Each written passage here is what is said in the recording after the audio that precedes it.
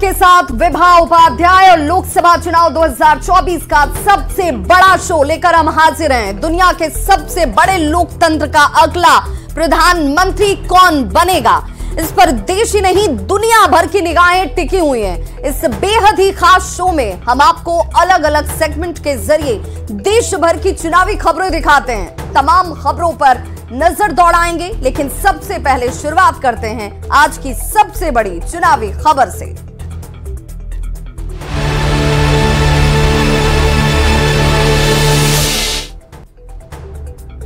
तो प्रधानमंत्री नरेंद्र मोदी ने पश्चिम बंगाल के बशीरहाट से बीजेपी प्रत्याशी और संदेश खाली पीड़ितों में से एक रेखा पात्रा को फोन पर बातचीत की है।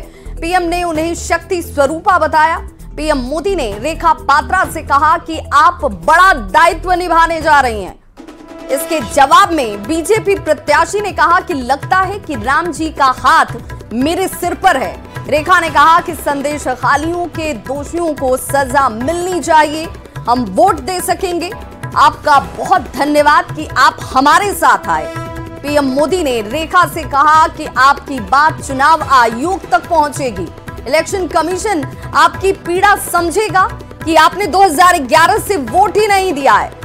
ऐसा लग रहा है कि आपको उम्मीदवार बनाकर हमने एक बड़ा काम किया है। आप जरूर दिल्ली पहुंचोगे और चुनाव जीतेंगे। हमारी लड़ाई पूरे बंगाल के सम्मान के लिए है। पश्चिम बंगाल की सरकार हमारी योजनाओं का नाम बदल देती है और उसे लागू भी नहीं होने देती।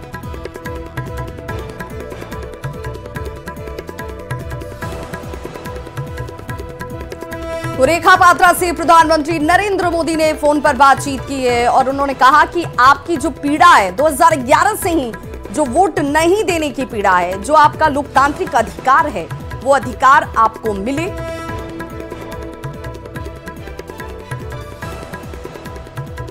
जी नमस्कार। नमस्कार प्रधानमंत्री जी, आपका बहुत धन्यवाद। सवार प्रथमे अपना के शुभेच्छा जानाई। आप एक बड़ा दायित्व निभाने जा रही है। इस समय कैसा लग रहा है? बहुत अच्छा लग रहा है और आपका हाथ मेरे सर पे है। मेरा संदेश खाली का माँ बहन के सर पे आपका हाथ, आप तो हमारे लिए भगवान समान है। लग रहा है राम जी हमारा साथ है और राम जी का हाथ हमारा सर पे है। ऐसा है, इन माताओं बहनों का हाथ मेरे सर पे है। रेखा जी, मुझे आपका मैसेज मिला था। मैं यथासंभव कोशिश करता हूं कि बीजेपी कार्यकर्ताओं से बात करता रहूं। मैं जानता हूं आप बंगाल की विपरीत राजनीतिक परिस्थितियों में प्रचार कर रही हैं। जब आपका नाम घोषित हुआ तो क्या माहौल क्या था, क्या लगा लोगों का? आपको क्या परिस्थितियों का सामना भी करना पड़ता होगा? क्या हो रहा है, मैं जरा पूरा चित्र समझना चाहता हूँ। हमारी साथ जो दुर्घटना घटी थी, हम तो बहुत दुर्भाग्यशाली। हम संदेश खाली का माँ बहन नहीं है, पूरा बशीरहाट लोकसभा का जो माँ बहन है सब एक समान अत्याचारी तो हुई है। और हमारी साथ जो हुई, उनकी तो जेल हुई, ईडी की हाथ चला गया और हम चाहती है उनकी सजा मिले। और हाँ, हमारा इधर जो 2011 साल से वोट हम इलेक्शन नहीं दे पाई, हम चाहती है पूरा सुरक्षा के साथ वोट दे पाए। हम वोट दे पाएंगे, संदेश खाली की माँ बहन और भी खुश होगा। और आपका बहुत बहुत धन्यवाद क्योंकि आप हमारे साथ आई। नहीं, मुझे पूरा विश्वास है आपकी बात इलेक्शन कमीशन तक जरूर पहुंचेगी और इलेक्शन कमीशन सभी मतदाता मतदान कर पाए इसके लिए पूरा प्रबंध करेगा। और इलेक्शन कमीशन निष्पक्ष मतदान हो इसके लिए हमेशा प्रतिबद्ध होता है। हम भी आशा करेंगे कि इलेक्शन कमीशन आपकी पीड़ा समझे कि आपने 2011 से आपने वोट नहीं दिया है। तो ये बहुत ही दुखद बात है कि बंगाल में किस प्रकार से सरकारों ने व्यवहार किया है। लेकिन रेखा जी, जब ये आपका नाम घोषित हुआ, आपको चुनाव में कैंडिडेट बनाया, वो जब समाचार मिला तो आपके पड़ोस में अड़ोस में और आप जो इतना बड़ी लड़ाई लड़ी हो, सब में क्या मैसेज गया? सबका कैसा रिस्पॉन्स है? सब लोग खुश है। 2-4 टीएमसी की जो माँ बहन थे उन्होंने विरोध किया, उन्होंने अभी मान लिया और उन्होंने भी फिर से हमारी पास मैसेज, वीडियो कॉल से मैसेज भेजा। उन लोगों ने जो किया वो तो टीएमसी की बुलाने पर किया है। उन्होंने जोर जबरदस्ती कार्रवाई की है और नहीं होगा। जो किया उनके लिए उन्होंने माफी मांग रही है। तो हमारे कोई उनका ऊपर कोई दुश्मनी नहीं है, क्योंकि वो हमारे माँ बहन, हमारी भाई बाप है। हम तो सबके लिए लड़ेंगे, क्योंकि उन्होंने हमारे लिए लड़ रही है, हम उनके लिए लड़ेंगे। बिहार में पहले चरण का मतदान 19 अप्रैल को होने वाला है और ऐसे में 4 सीटों पर होने वाले चुनाव को लेकर सीटों के साथ ही उम्मीदवारों का चेहरा भी अब साफ हो चुका है। रिपोर्ट के जरिए समझिए कि एनडीए और महागठबंधन के बीच किन उम्मीदवारों के बीच यहां सीधा मुकाबला है।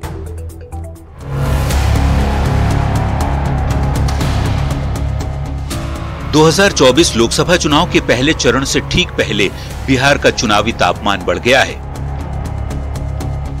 प्रदेश की 40 सीटों पर जीत का दावा अपने अपने हिसाब से एनडीए और महागठबंधन के नेता कर रहे हैं। पहले चरण का मतदान 19 अप्रैल को होना है। फर्स्ट फेज में 4 लोकसभा सीट पर एनडीए और महागठबंधन आमने सामने है।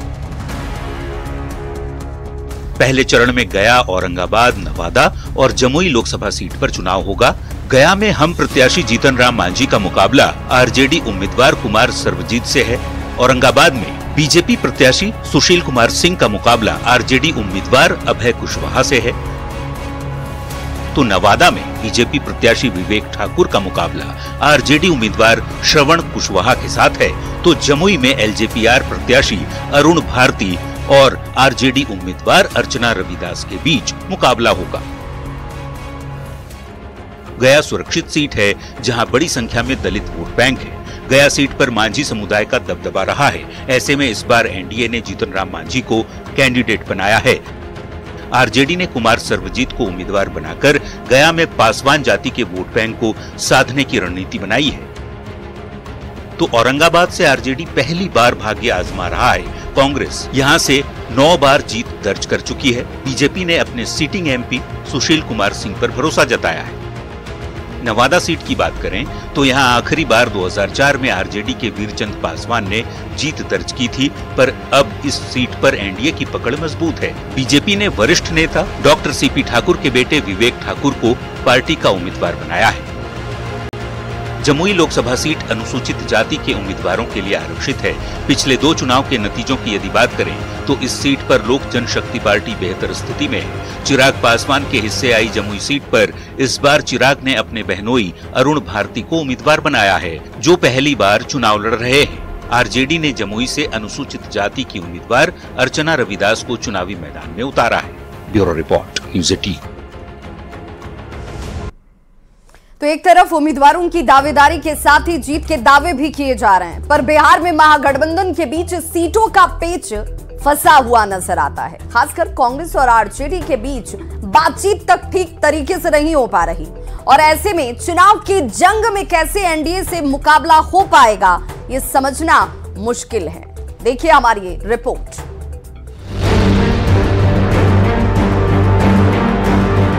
बिहार में इंडी अलायंस में सीटों की बंटवारे का गणित साफ नहीं हो पाया। आरजेडी और कांग्रेस को चुनिंदा सीटों और सीटों की संख्या को लेकर अभी भी संशय में है। सूत्र बता रहे हैं कि आरजेडी ने कांग्रेस को 6 सीटों का ऑफर किया है, लेकिन कांग्रेस 9 सीट से कम पर मानने को तैयार नहीं है। हालांकि आरजेडी का मानना है कि सब कुछ ठीक हो जाएगा। लगभग सब चीजें हो चुका है। जल्द अब तो फेस्टिवल होली ही चल रहा है। कल तक उम्मीद करिए, कल परसों तक में एकदम सब चीजें साफ हो जाएगी। कुछ बचा नहीं है, सब बातें अंतिम रूप में है। कटिहार, पूर्णिया और औरंगाबाद सीटों की चाहत रखने वाली कांग्रेस फिलहाल आरजेडी के रवैये पर सवाल खड़े कर रही है। ऐसा नहीं है कि कोई पहली बार है, इससे पहले भी कांग्रेस आरजेडी की सीट और प्रत्याशी बांटने पर अपना रुख स्पष्ट कर चुकी है। कांग्रेस का कहना है कि ये गठबंधन धर्म का पालन न करने जैसा है। बात रही बीजेपी और जेडीयू की, तो विवादों पर चुटकी ली जा रही है। और निश्चित तौर पर इंडिया गठबंधन मजबूती से लोकसभा चुनाव लड़ेगा और जो कुछ भी समस्याएं हमारे भीतर हैं, हम उसे मिल बैठ के जल्दी ही खत्म करेंगे। बिहार में ये सो कॉल्ड इंडी अलायंस नाजुक मोड़ पर है। आपसी नोरा कुश्ती चरम पर है। एक तरफ दावा कर रहे थे कि एनडीए से पहले सीटों का बंटवारा अनाउंस कर देंगे और दूसरी तरफ स्थिति यह है कि राजद की तरफ से लगातार उम्मीदवारों को सिंबल बांटे जा रहे हैं और कांग्रेस पार्टी याचक के रूप में इनके सामने खड़ी है। लालू प्रसाद जी के परिवार का ये आदत है कि वो पूरे बिहार को ठगने का काम किया, अब गठबंधन को ठगने का काम किया और वो अपने सीटों को बांट दिए। कांग्रेस पार्टी आज राजद के पिछलग्गू पार्टी बन चुकी है। घंटों इंतजार के बाद भी कांग्रेस और आरजेडी की साझा प्रेस कॉन्फ्रेंस की तारीख नहीं आई। सूत्र बताते हैं कि बात भी नहीं हो रही। ऐसे में क्या एकला चलो की तरफ इंडिया अलायंस के दल बढ़ चुके हैं या बड़े नेताओं की बैठक के बाद कोई रास्ता निकल पाएगा, देखना होगा। आनंद अमृतराज, न्यूज़ 18 पटना। तो बीजेपी की ओर से हिमाचल प्रदेश की मंडी सीट पर अभिनेत्री कंगना रनौत को प्रत्याशी बनाया गया है, पर कांग्रेस नेता सुप्रिया श्रीनेत ने एक आपत्तिजनक पोस्ट के जरिए सियासत को ही गरमा दिया। आखिर क्यों गर्म है कंगना को लेकर सियासत, देखिए इस रिपोर्ट के जरिए।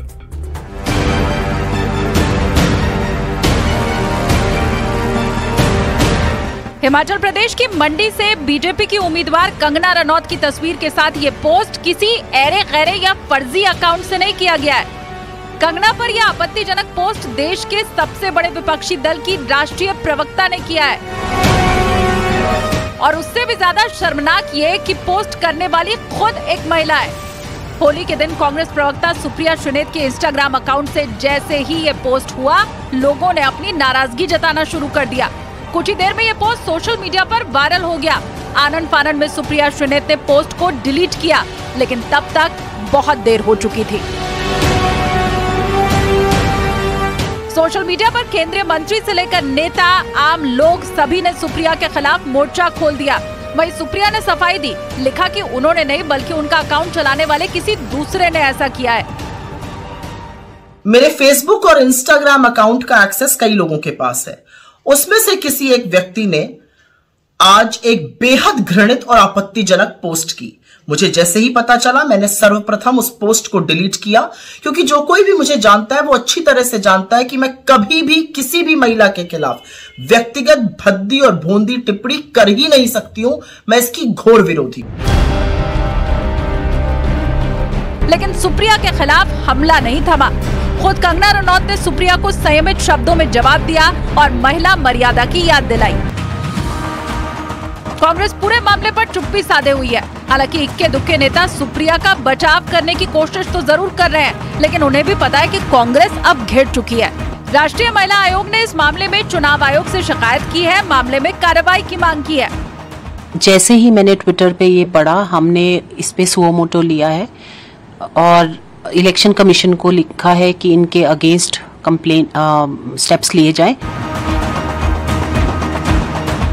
चुनाव का वक्त है और महिला सुरक्षा और सम्मान हर दल के लिए बड़ा मुद्दा है। ऐसे में साफ सफाई कोई भी दे दे, हमने नहीं किसी और ने कर दिया जैसी बातें चाहे कितनी हो, ये तय है कि एक महिला पर ऐसा कमेंट बेहद शर्मनाक है। ये कमेंट हुआ है कांग्रेस की प्रवक्ता के अकाउंट से, तो जाहिर है खामियाजा भी उन्हें और उनके दल को ही भुगतना पड़ेगा।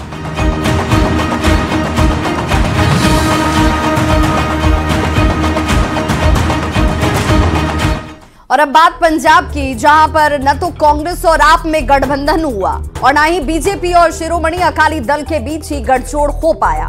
ऐसे में पंजाब का मुकाबला सभी पार्टियां जो हैं अलग अलग ही लड़ेंगी।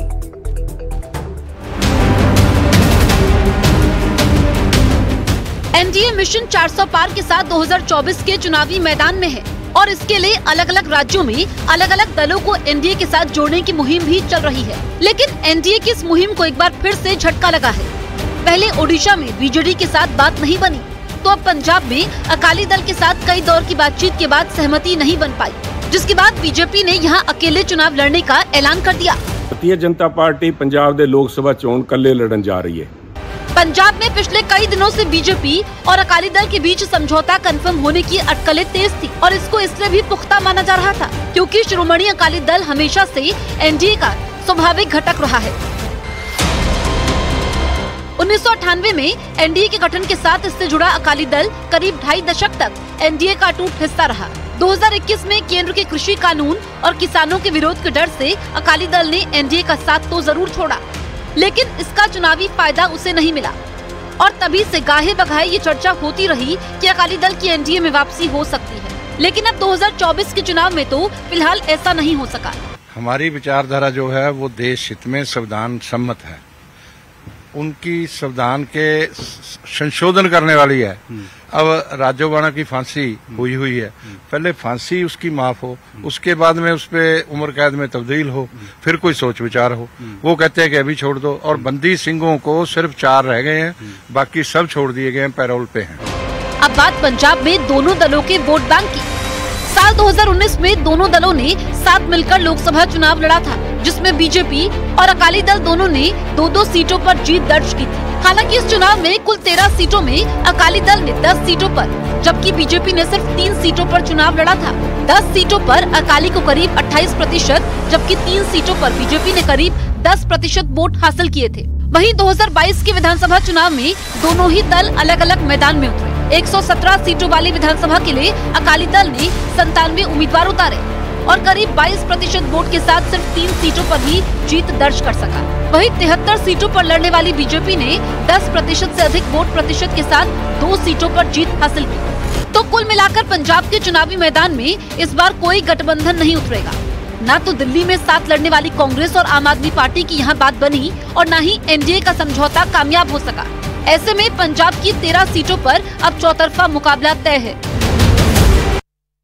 तो प्रधानमंत्री के सेगमेंट में अब देखते हैं ऐसी तस्वीरें जो सियासत के लिहाज से सोशल मीडिया पर हैं तेजी से वायरल।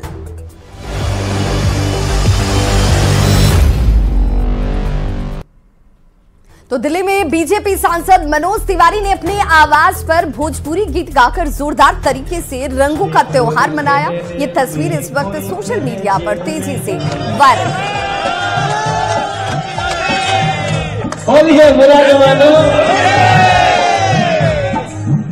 अरे कोई खेले रेल में, कोई खेले जेल में,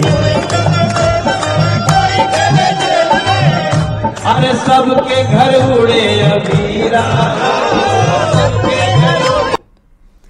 तो वहीं उत्तर प्रदेश के मुख्यमंत्री योगी आदित्यनाथ गोरखनाथ मंदिर में फूलों की होली में शामिल हुए। सीएम योगी आदित्यनाथ काफी देर तक होली के दौरान पूजा करते हुए भी नजर आए।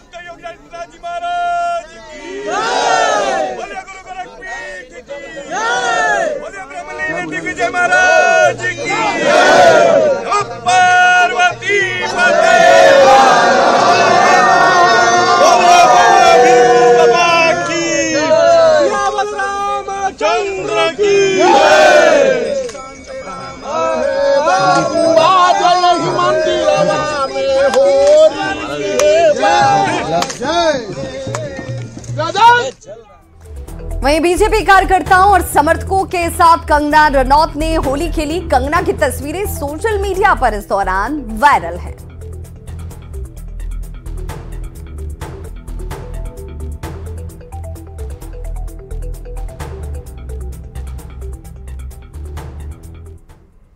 और प्रधानमंत्री के शो के आखिर में देख लेते हैं फटाफट अंदाज में चुनाव से जुड़ी हुई 24 खबरें चुनाव 24 में।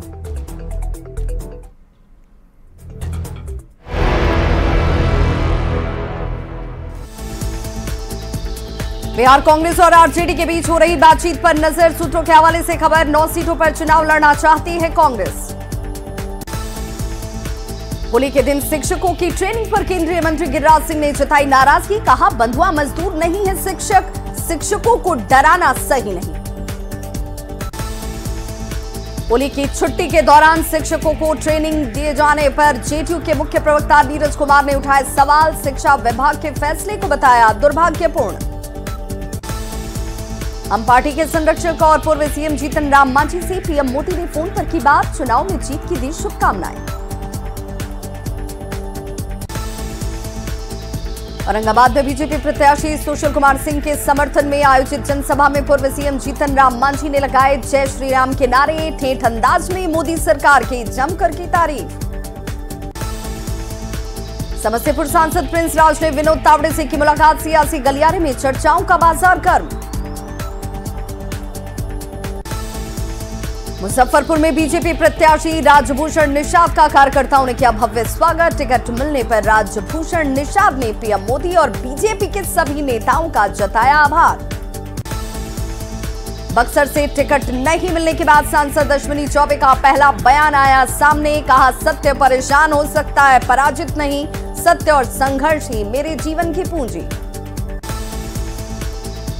आरा लोकसभा सीट पर बीजेपी ने एक बार फिर केंद्रीय मंत्री आरके सिंह को बनाया प्रत्याशी। समर्थकों ने रंग गुलाल लगाकर एक दूसरे को दी बधाई। झारखंड में बीजेपी के कई सिटिंग सांसदों का टिकट कटने पर कांग्रेस का तंज, बीजेपी ने दिया करारा जवाब। पटना में डिप्टी सीएम विजय सिन्हा ने खुद ढोल बजाकर खेला रंग और गुलाल। होली के बहाने लालू प्रसाद पर साधा निशाना, कहा सनातन से दूर हो रहे हैं लालू। पटना में चिराग पासवान ने परिवार के साथ मनाई होली। लोकसभा चुनाव में बिहार की 40 सीटों पर एनडीए की जीत का किया दावा। वृंदावन की तर्ज पर जमशेदपुर में खेली गई होली। जुगसलाई राम टेकरी मंदिर में फूलों की होली। झारखंड के स्वास्थ्य मंत्री बन्ना गुप्ता हुए शामिल। कंगना रनौत को लेकर सुप्रिया श्रीनेत की टिप्पणी ने पकड़ा तूल। कंगना ने बताया महिलाओं का अपमान, महिला आयोग ने चुनाव आयोग से की कार्रवाई की मांग। गोरखपुर में धूमधाम से मनाई गई होली। भगवान नृसिंह के शोभा यात्रा में सीएम योगी आदित्यनाथ ने जमकर उड़ाए गुलाल। होली की धुन पर थिरके लोग। होली खेलने से पहले यूपी के सीएम योगी आदित्यनाथ ने की गौसेवा। गौसेवा में गायों को गुड़ और दूध रोटी खिलाया। बुधवार से चुनावी बिगुल फूकेंगे यूपी के सीएम योगी आदित्यनाथ। मथुरा से करेंगे चुनाव प्रचार की शुरुआत। 31 मार्च तक रोजाना 3 रैलियां करेंगे सीएम आदित्यनाथ। माफिया मुख्तार की हालत में सुधार। मेडिकल बुलेटिन के मुताबिक हालत स्थिर। गैस की शिकायत और